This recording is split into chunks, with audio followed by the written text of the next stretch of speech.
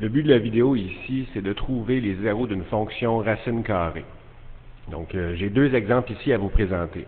Si on commence par l'exemple de gauche, on voit qu'on a ici presque une forme canonique à 4 paramètres.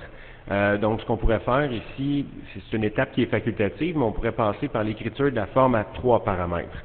Donc, je vois ici que j'ai un paramètre B, qui est le 16, que je pourrais mettre en évidence sous le radical. Donc, Y est égal à 2 racine carrée de 16, mis en évidence devant une parenthèse X moins 0,5 moins 32. Maintenant, ce que je sais, c'est que je viens de transformer ce qui était à la base une différence. Je viens de transformer ça en un produit. Et on sait aussi que le radical d'un produit est égal au produit des radicaux. Donc, ce que je peux faire maintenant, c'est de réécrire ma racine carrée, mais en faisant le produit de deux racines carrées bien distinctes. Donc, 2 racine de 16 fois racine de x moins 0,5 moins 32. Et maintenant, la racine de 16, c'est une information que je suis capable d'évaluer, ça donne 4.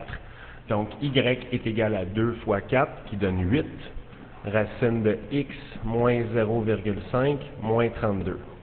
Maintenant, le but, c'est toujours de trouver le zéro de cette fonction-là, le zéro s'il existe, bien entendu. Donc, je vais commencer par mettre 0 à la position du y.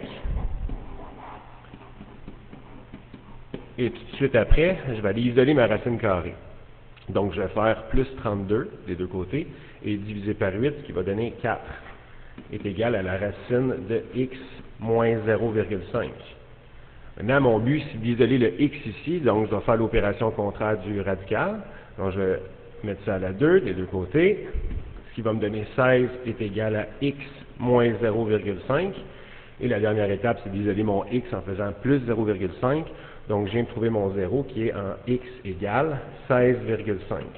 De toute façon, dès le départ, je savais que j'allais obtenir un 0, étant donné qu'on voit ici que la valeur de mon a, tiens, je vais le prendre ici dans la forme canonique à 3 paramètres, la valeur de mon a et la valeur de mon k ici ont un signe qui est contraire. Dans le deuxième exemple, on a déjà une forme canonique à 3 paramètres. Je dis 3 paramètres, même si on voit qu'il y a un moins sous le radical ici, là. Donc, à 3 paramètres pour la fonction racine carrée, ben, ce qu'on a, c'est y est égal à a, racine carrée de plus ou moins mis en évidence devant la parenthèse x moins h plus k. Donc, on voit ici que c'est un moins, on doit le laisser. On ne peut pas évaluer le radical d'un radical négatif. Donc, ici, je passe tout de suite à l'étape. 0 est égal à moins 5 racine de moins x plus 7 moins 2.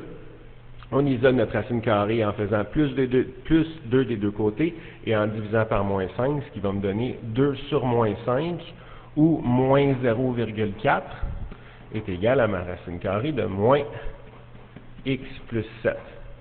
L'idée, c'est que c'est ici une fonction racine carrée et qu'on ne doit considérer que la racine positive pour que ça reste fonctionnel.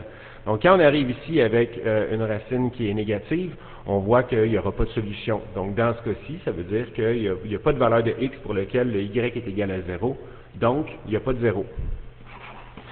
Donc, la conclusion, c'est pas de solution.